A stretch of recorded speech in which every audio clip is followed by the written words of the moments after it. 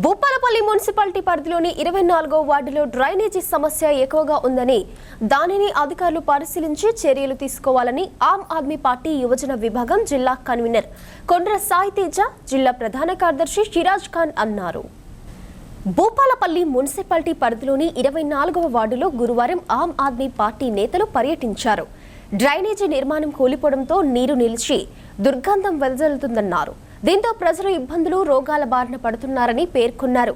బయటికి వెళ్లలేని పరిస్థితుల్లో ప్రజలు ఉన్నారన్నారు. అధికారులు చొరవ తీసుకుని డ్రైనేజీ సమస్యను తీర్చాలని యాప్ నేతలు తెలిపారు. అందరికీ నమస్కారం. జయశంకర్, భూపాలపల్లి జిల్లా Aam Aadmi Party AYW youth convener.